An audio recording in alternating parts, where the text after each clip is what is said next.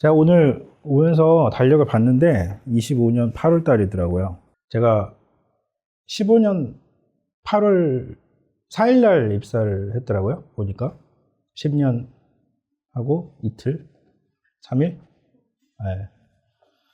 지나서 10년 동안 이제 있었던 일들을 좀 돌이켜 보기도 했고, 아침에 출근하면서 앞으로 10년만 더 하자 라는 생각으로 이제 왔는데, 제가 FC 때랑 팀장 때 영업을 했던 시절을 오랜만에 생각을 해보니까 참 그때 즐거웠었던 것 같아요. 보람되고, 이 일을 시작하고 굉장히 굉장한 성취감과 만족감을 많이 얻었었던 그 느낌이 생각이 납니다. 팀장 때까지. 어제 저녁에 주영 씨가 전화를 했어요. 최주영 팀장이. 별건 아니고, 고객이 이제 암에 걸렸는데, 그 암보험에다가 이제 간병인 특약을 넣어서 이제 가입을 했는데, 부득이하다고 표현하긴 그렇지만, 이제 90일 안에 암 진단을 받았어요. 면책 기간 안에. 자, 이렇게 되면 어떻게 되죠? 아시는 분? 무효돼요, 계약은. 그 특약은 무효가 되는 거예요. 보험료 반환되고. 근데 이제 다른 특약을 넣었단 말이에요. 간병인 특약. 그럼 간병인 특약은 어떻게 되냐? 네. 상품마다 다를 수는 있는데, 이제 주영 씨가 약관을 이제 봤어요. 제가 얘기를 해가지고. 그래서 이제 주영 씨가 약관을 보기에 아무리 읽어도 무슨 말인지 이해가 안 되는 거예요. 약관의 내용이. 여기 계신 분들도 약관을 잘 못 읽는 분들이 있을 거예요, 분명히. 내가 고객한테 내가 이 상품을 팔면서 약관도 한번 읽어보지 않고, 제가 전에부터 계속 얘기했지만 이제 보험을 그런 찌라시만 보고 팔고, 소식지만 보고 팔고, 궁금한 게 있으면 네이버에 물어보아서 팔고, 이거는 설계사라고 스스로 얘기를 할 수가 없어요. 이런 자세를 가진 사람들은. 전문가의 입장이 돼야 되잖아요, 고객들한테. 그러니까 내가 상품을 팔면서 적어도 스스로한테, 그리고 고객한테 부끄럽지 않은 사람이 되려면 많이 공부를 해야 돼요. 약관을 많이 보셔야 돼요, 정말. 약관 처음에 보면은 잘 이해가 안 되고, 읽어도 내가 바본가? 무슨 말인지 모를 수도 있어요. 계속 읽어요. 그냥 계속 읽어요. 계속 읽고 생각하고 이 뜻을 알아낼 때까지 그냥 계속 읽으셔야 돼요. 정 모르면 물어보세요. 저한테 물어보시든지 지사장한테 물어보든지. 보통 원사 시험장들도 잘 몰라요. 약관에 대해서 얘기를 하면은 뭐 그냥 확인해 보겠다 이런 얘기밖에 안 돼요. 얼마 전에 이제 그런 것도 있었어요. 고객이 물어봤어요. HIV 진단을 받으면, 에이즈 전에 HIV죠. 또 알으셔야 될 거는 또 이제 상식이지만, 에이즈랑 HIV 양성하고는 다른 거예요. 만약에 HIV 양성 누군가한테 옮아서 진단을 받았다. 에이즈 환자 아니에요. 에이즈는 HIV 바이러스가 일정 수준 이상으로 증가하고 면역력이 떨어져서 특정 그 면역 수치가 이 진단을 확정짓는 기준이 있어요. 그 밑으로 떨어졌을 때, 그리고 다른 질병이 그걸로 인해서 생겼을 때, 그걸 에이즈라고 확정 진단을 하는 거고, 그 이전에 감염인 상태에서는 에이즈 환자는 아니에요. 이거 알고 계셔야 돼요. 그래서 HIV 혹시 양성인 사람한테 에이즈 환자라고 말을 하면 안 돼요. 네, 무식한 거예요, 그거는. 네, 참고하시고, 그런 사람이 이제 보험 가입에 대한 궁금증이 있을 수 있잖아요. 지금 10대 중대 질병이 다 HIV 양성 들어가잖아요. 인간 면역, 결핍 바이러스. 그러면은 이제 뭐 이미 가입한 보험은 어떻게 되냐, 이런 게 궁금할 수도 있어요. 또는 내가 HIV 양성 환자인데 보험 가입이 신규로 되냐, 이런 것도 궁금할 수 있겠죠. 잘 모르실 거예요. 이거 찾아보셔야 돼요. 참고로 가입한 사람의 경우에는 당연히 보장이 되겠죠. 암이든 다른 치료든 수술이든 다 돼요. 근데 실비에서는 안 돼요. 실비에서는 보상하지 않는 사항에 HIV 양성 그게 들어가 있어요. 자, 근데 이런 경우는 돼요. 수혈로 인해서 HIV 양성에 옮았다든지 이런 경우는 의사가 근데 진단을 내려줘야 돼. 극히 드문 사례겠죠. 수혈로 이렇게 옮는 사례는. 그래서 아무튼 이런 게 있고요. 그래서 상품 팔고 요즘에 간병인보험 많이 팔잖아요. 제가 특히 뭐 이런 것들 많이 파실 때 어떠한 분쟁 요소가 있는지 그냥 단순히 이게 보험이라는 게 딱 팔고 거기에 부합하는 거 해서 청구하고 끝나고 이런 게 아니에요. 굉장히 많은 변수가 있잖아요. 지금 이분 같은 경우에도 주영 팀장 사례도 그러면 간병인 특약은 어떻게 되냐 이런 경우가 있어요. 그래서 어제 주영 씨가 약관을 이렇게 보면서 한 몇십 분 계속 읽고 아무리 읽어도 내가 무슨 뜻인지 모르겠다. 저 바본가 봐요. 뭐 이러는데 어쨌든 결론적으로는 이제 이해를 했어요. 그래서 이렇게 이해를 한번 하고 나면은 또 다른 약관을 읽을 때도 점차 내가 그런 약관을 해석하는 능력이 생기게 돼요. 조금씩. 그래서 약관을 많이 읽고 보셔야 된다. 그래야지 상품을 팔 때도 상담을 할 때도 이런 모든 것들이 이제 고객과의 그런 상담 과정에서 다 드러나게 돼 있어요. 그래서 전문가가 다 되시기를 바라겠고요.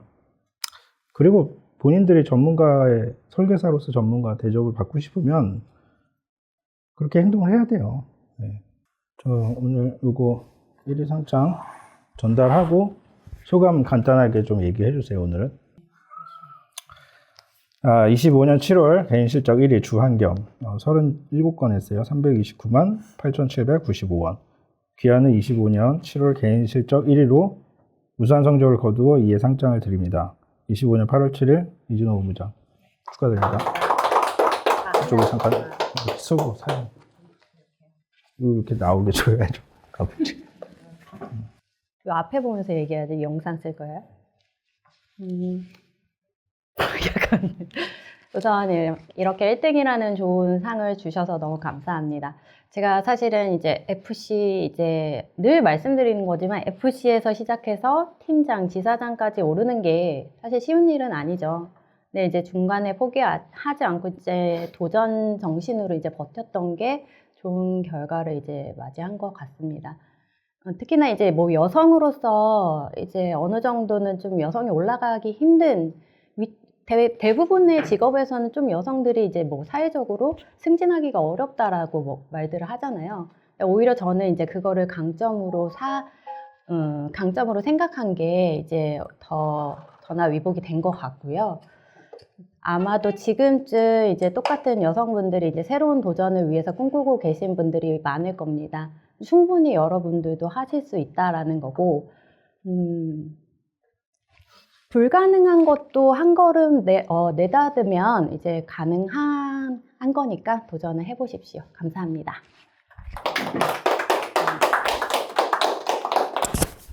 25년 7월 개인실적 3위 박미진.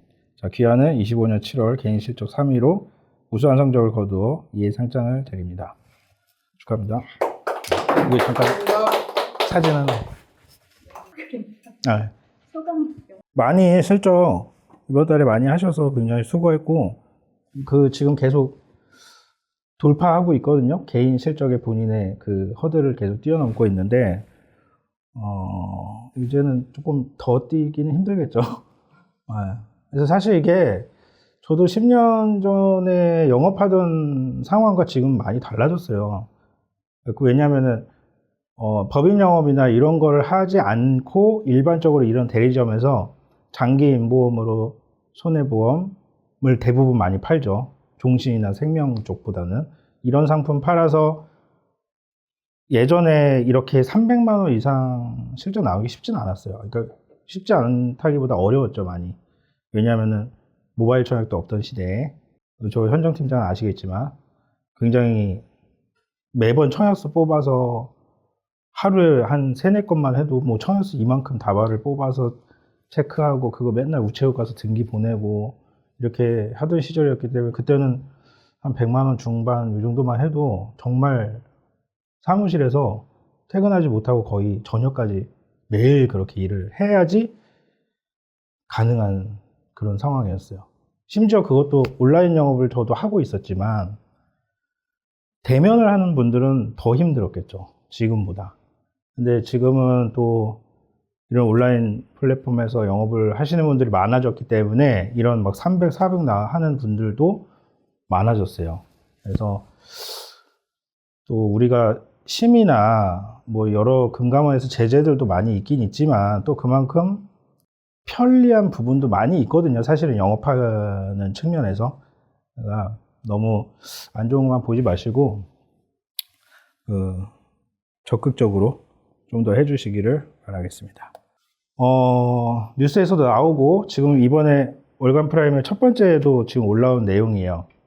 보험 사기에 관련된 내용은 옛날부터 많이 있었죠. 근데 사실 사람들이 관심을 잘 갖지 않아요. 이렇게 아무리 말을 해도. 그래서 뭐 지금은 이런 포스터 같은 것도 제작해서 강남이나 서울 주요 도시 버스 막 이런 데서도 공익 광고를 앞으로 대대적으로 한다고 하는데 뭐 그게 얼마나 도움이 될지 모르겠지만 어쨌든 중요한 거는 보험 사기에 대한 처벌이 강화되긴 되는데 거기에 설계사가 가담이 되면 설계사한테 굉장한 강한 처벌을 중대한 처벌을 내리겠다라는 거예요. 최대 10년 5천만 원 이하 벌금이라고 하는데 얼마나 나올지 모르겠지만 뭐 사안에 따라 다르겠죠. 자, 그러면 우리가 어떻게 대처를 해야 되느냐? 사실 여기 계신 분들이 뭐 나랑은 상관없는 얘기인데 할 수도 있어요. 근데 그게 아니에요. 실제로 많은 나도 모르게 설계사도 이런 거에 은근히 가담을 자의든 타의든 자연스럽게든 하는 경우들이 빈번하게 생겨요. 우리가 아시겠지만 전에 여기 계셨던 지금 성남시 지사장 있죠? 아시는 분도 있겠지만 그 사례가 그 지사장님 아이가 성남시 지사장의 언니인가? 여동생인가? 네, 언니한테 그 바닷가에 자갈밭 같은 데가 있었네. 모래사장이 아니라. 그래서 엎인 거예요. 이렇게 엎는 과정에서 이제 언니가 발을 삐끗해서 넘어졌어요. 그래서 십자인대 파열이 됐고 후유장애가 청구가 들어갔나 어쨌나 뭐 그건 모르겠는데 아무튼 그걸로 인해서 아이의 배상 책임으로 가족 일상생활 배상 책임으로 이제 언니의 치료비를 청구했던 케이스가 있는데 결론적으로 보험 사기까지 갈 뻔했었어요. 그러니까 보험사에서는 형사 고소를 한다고 했었고 그때 그래서 원사에서 여기 나왔었어요. 그 위에 있는 임원하고 지점장하고 그 위에 사업단장 해갖고 면담하고 저랑도 면담하고 했는데 결론적으로 거기서는 이제 원사에서 저한테도 이제 뭐라고 했거든요. 그러니까 결론은 이거예요. 그걸 어떤 식으로 했길래 설계사가 이런 식으로 보험 사기에 이제 이용을 하냐 이런 거였죠. 근데 사실 이거는 보험 사기라고 할 수는 없었어요. 성남시 지사장이 그거를 의도적으로 그런 목적을 가지고 말을 맞춰서 한 게 아니었거든요. 시간이 좀 많이 지났었던 케이스였고 사건이 일어났을 때가. 그리고 그때 당시에 홍가비 지사장이 신입이었어요. 막 FC 입사했을 때 저희 쪽에. 그리고 교육을 하는 과정에서 이런 케이스가 청구를 해도 되는 케이스구나 하고 이미 과거의 사건을 청구를 하게 됐는데 사고 이제 경위서를 쓰는 과정에서 아이가 껴 있잖아요. 이제 아이의 입장에서에 대한 내용도 있었는데 조사하는 과정에서 조사관이 아이한테도 이제 대면 그거를 했나 봐요. 질의를. 그래서 입장을 들어본 거죠. 근데 아이가 대답을 잘 못한 거예요. 그러니까 이제 말이 약간 오락가 서로 얘기가 조금씩 다 다른 거예요. 근데 왜냐하면 이제 바로 직전의 사고가 아니기 때문에 기억에 약간의 오류가 있을 수는 있던 거죠. 근데 이제 그 점을 이제 파고들고 보험사에서는 이제 보험 사기 관련된 걸로 이제 해서 결론적으로는 못 받은 걸로 알고 있고 코드까지 막혔었던 걸로 알고 있거든요. 지금 어떻게 되는지 모르겠지만 그래서 별거 아닌 걸로 넘어갈 수 있는 것도 이렇게 설계사분이 깨어 있으면 좀 힘들어지고 심한 경우에는 억울하게 형사고소도 당할 수 있다. 이런 거 알고 계셔야 돼요. 그래서 관련 내용들인데 많이 했었던 사례들이에요. 옛날부터. 고객들 실비 청구할 때 MRI 같은 거 찍는다고 하니까 이거 통원으로 하지 마시고 오늘 하루 입원하셔가지고 찍으세요. 그러면 입원한도 5,000원에서 나오니까. 옛날에 많이 썼던 방법이죠. 지금은 이렇게 하면 안 돼요.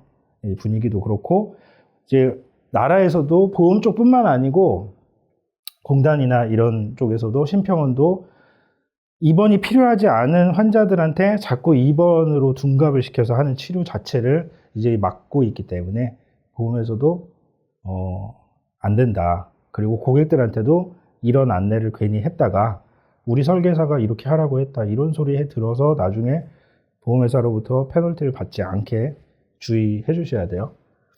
마찬가지로 방금 얘기했던 것처럼 일배착 같은 경우에 많이 조작하죠. 설계사들끼리 이렇게 해서 핸드폰 망가지면은 이렇게 해서 많이 했었어요. 근데 잘못된 거죠. 근데 이런 것도 안 되는 케이스인데도 불구하고 고객한테 이렇게 말 맞춰서 하시라. 네. 원칙대로 하시는 게 좋아요. 원칙대로. 당연히 또 계속 얘기가 있었죠. 치료 목적 아닌 거 의사결정서 통해서 했고, 그리고 지금 겪어보신 분들도 있을 거예요. 지금 비급여 주사제들 지금 다 난리거든요. 거의 대부분 보험사에서 예전 2세대, 3세대조차도 안 줘요. 지금 다 4세대 효능요법 문구를 가지고 일관되게 똑같이 얘기를 하고 있어요. 설계사가 얘기해도 안 먹혀요. 근거를 대라고 해도 그냥 모르세요. 안 준다는 거예요. 끝내. 그래서 막 악성 민원에 막 하면은 이제 뭐 일회성으로 준다 이런 경우도 있는데 굉장히 지금 피곤해지고 있고, 특히나 지금 금감원에서는 구실비까지도 비급여 치료에 대한 거를 지금 현행 기준으로 다 동일 원칙으로 적용하겠다고 이미 강수를 뒀어요. 그렇기 때문에 지금 상황에서 2세대, 3세대라고 해서 이거 받아야 된다라고 주장을 하는 것도 점점 힘들어지고 있는 상황이에요. 저도 금감원에 지금 이 내용으로 제 사례를 올렸는데 1년 넘게 답변을 못 받고 있어요. 문의 다시 또 하면은 조금 기다려라 이런 얘기 계속 나오고, 기다리다 아마 제가 볼 때는 5세대 실비 나오면서 일관적으로 바꿔버리고 그냥 종결시킬 것 같아요. 이 관련 민원들을. 그래서 앞으로는 이제 이런 약간의 불분명한 비급여 주사, 마늘 주사 이런 것들 실비로 이제 못 받을 것 같아요. 거의 못 받는다고 봐야 될 것 같아요. 그러진 않으실 거예요. 고지의무가 있는데도 여기 계신 분들은 청구하지 마시고 3년만 버티세요. 뭐 이런 말 안 하실 거라고 생각을 합니다. 하지만 잘 모르는 상황, 내가 고지의무에 고객건이 고지의무에 해당이 되는지 안 되는지도 설계사 스스로가 판단을 못하고 넘어가는 케이스가 분명히 있을 거예요. 알게 모르게. 본인이 인지를 못했을 뿐이지. 제가 교육 때도 예전에 얘기했지만 10년 내 중대질병, 고혈압, 떡하니 있는데 약 먹은 거 있으세요? 고혈압 약 먹었었어요. 언제 드셨죠? 한 3년 됐어요. 근데 약 처방 받고서 일주일만 받았어요. 30일은 아니고 일주일 받으셨어요? 그럼 괜찮아요. 이런 케이스가 굉장히 많아요. 이거 중대질병 위반이죠. 그렇죠? 그리고 특히나 10대 중대질병 위반인 경우는 보험사가 형사고소가 가능해요. 사기로. 고의 및 중대한 과실이 아니에요. 10대 중대질병으로 인한 고지의무 위반은 사기에 의한 고지의무 위반으로 얽혀 들어갈 수 있기 때문에, 물론 모든 케이스가 그런 건 아니지만 이런 것들 철저하게 고지의무 관련된 내용들 잘 받으셔가지고 잘 모르겠다고 하시면 역시 물어보시고, 이런 것들을 이런 것들이 고객을 위하는 게 절대 아니다라는 거를 이해를 해 주셔야 돼요. 고객한테 원칙을 설명하고 정확하게 안내를 하는 게 좋은 거지, 그 사람 돈 좀 더 받게 해주겠다고 뭐 도와준다고 이렇게 하는 거는 절대 안 되죠. 그리고 지금 지나간 케이스도 있는데, 입원해서 몇 시간 외출을 했어요. 간병인 근데 보험을 지금 청구한 상태예요. 한 3시간, 4시간 중간에 외출했어요. 이거 어떻게 해야 될까요? 보상이 될까요? 그쵸. 네. 그리고 병원에서도 입퇴원 확인서는 발급이 됐어요. 근데 이제 어떻게 알게 되냐면 간호기록지에 이제 그런 내용이 있었던 게 보험사에서 태클을 잡은 거죠. 지금 삼성화재 약관에서 이렇게 써 있어요. 계속하여 1일 이상 계속하여 입원을 하였을 경우에 준다. 그러니까 회사 입장에서는 계속하여 입원이 끊어지면 안 된다는 거예요. 그러면 중간에 퇴원이 아닌 잠깐의 외출이나 외박 혹은 이런 것들은 계속하여에 포함이 되느냐 안 되느냐가 이제 쟁점이겠죠. 보험회사에서는 계속하여에 해당이 안 된다, 나가면. 이런 입장이에요. 회사한테 유리하게 해석이 네. 야, 이거는 분쟁 조정 사례가 있어요, 실제로. 장기 입원을 하고 있었는데 중간에 외출 외박을 빈번하게 한 거예요. 심지어 한 번도 아니고 빈번하게 했어요.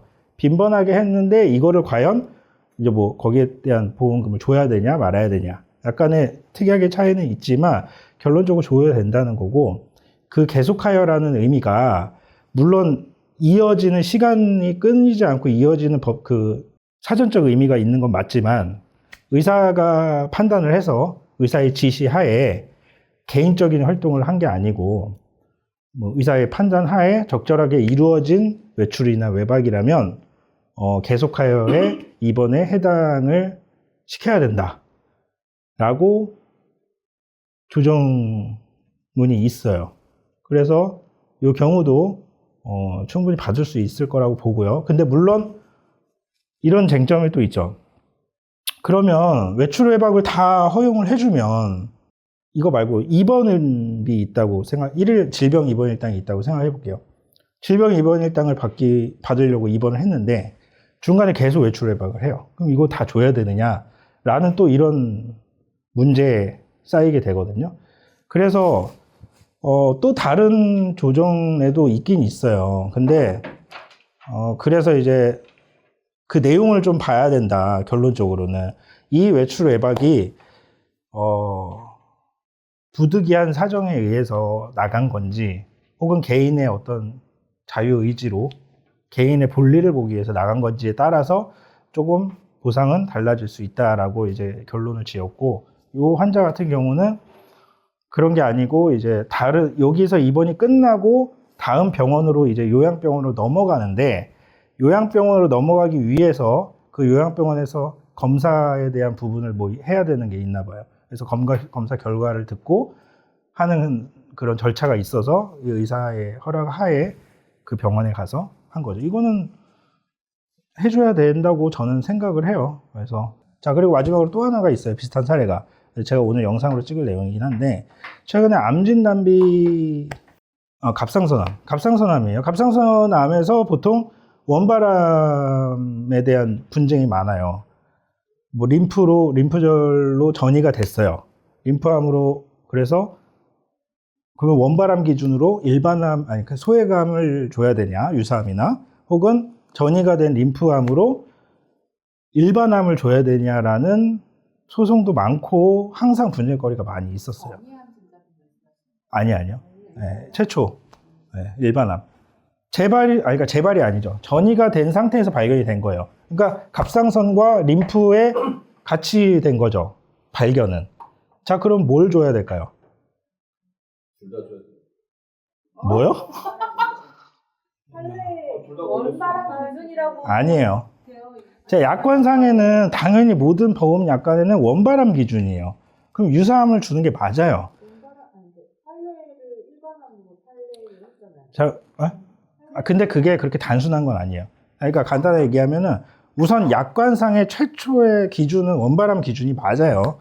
유사암을 주고 끝내는 게 맞는데 림프로 전이돼서 일반암으로 이걸 받는 거에 대한 욕심이 많이 나겠죠, 당연히. 그래서 소송건들도 많이 있었어요, 과거부터. 그리고 또 이게 딱 정확하게 의학적인 진단이 명확하게 이루어지지 않는 게, 갑상선 암으로 인해서 전이가 된 건지 전이가 아니고 각각 독립적인 암으로 나올 수도 있어요. 그리고 또 다른 여러 가지 케이스가 있고요. 여기에 재발이 된 게 갑상선 때문이 아닐 수도 있는 거죠. 예를 들면은 갑상선 림프, 그리고 뭐 어디 폐, 혹은 같이 다 진단이 됐다고 해봐요. 근데 이거를 어떻게 갑상선으로 인해서 전이가 된 거다라고 딱 확언을 할 수 없는 케이스도 있겠죠. 그래서 달리 명시되지 않은 불분명한 약간 어디에서 전이된지 모르는 림프암으로 진단이 될 수도 있어요. 그래서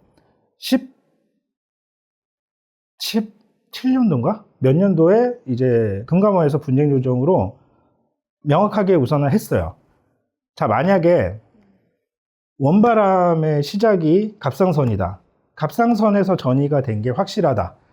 그러면 갑상선암을 주는 걸로 딱 못을 박았고, 갑상선도 있는데 갑상선에서 전이가 된 게 불확실하거나 불분명하다. 그러면 림프암으로 해서 일반암을 줘라 라고 딱 했어요. 근데도 불구하고 분쟁은 끊이지 않아요. 그 뒤로도 계속. 그래서 최근에 나온 대법원 판례는 결국에 이겼어요. 일반암으로 받긴 받았어요. 근데 받은 이유가 뭐냐면 설명 의무 불이행이었어요. 나는 이런 중요한 내용을 전혀 듣지를 못했다.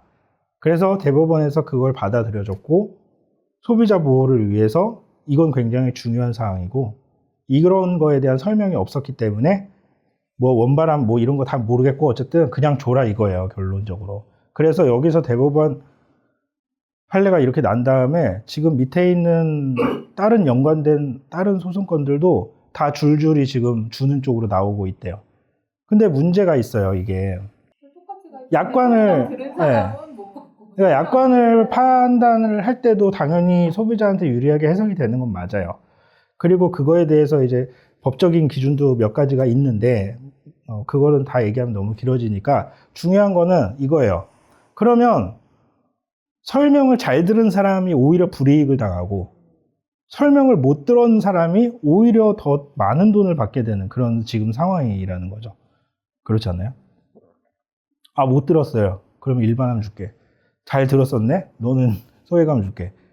이게 좀 약간 넌센스인 상황이 되는 거죠. 그래서 이게 지금 문제거리로 올라왔어요. 그래서 위에서도 금융당국에서도 이걸 어떻게 지금 잡아야 되느냐. 앞으로 제가 생각할 때는 어쨌든 요 관련된 내용으로 모니터링이 상당히 강화될 거라고 봐요. 우선은 1차적으로. 그래서 보험회사에서는 최대한 증거를 남기겠죠. 이 사람한테 설명이 나간 거에 대한 부분을. 서면지도 아마 따르게 또 추가가 될 수도 있고요. 뭐 계속 생길 거예요. 전이암의 경우에는 이걸로 주는데 거기에 뭐 동의하셨습니까? 설명 들었습니까? 모니터링에서도 또 재차 확인할 거고. 그거를 했으면 이제 설명을 했다라고 봐야 되겠죠.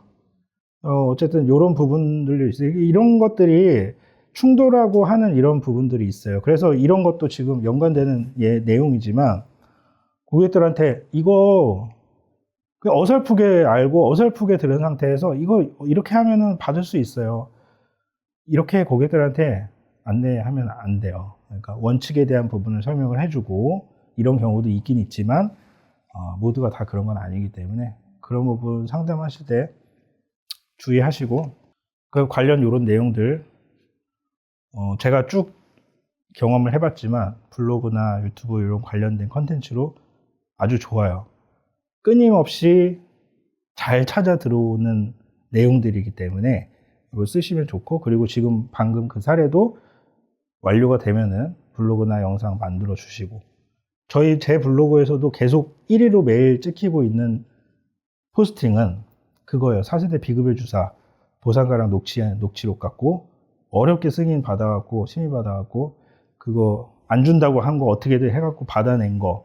억지예요, 사실 이거는. 근데 어쨌든 광고는 해야 될 거 아니에요. 그래서 그 내용들을 쫙 쓴 건데 제가 댓글도 계속 엄청 달리고 있고 문의도 계속 들어오고, 물론 이게 가입으로 이루어지는 건 아니죠, 1차적으로. 하지만 내가 운영하고 있는 컨텐츠의 퀄리티랑 신뢰도를 높이는 거에서는 굉장히 중요한 부분이기 때문에 이런 거 좀 참고를 하시고요. 자, 오늘은 여기까지 하겠습니다. 수고하셨어요. 네.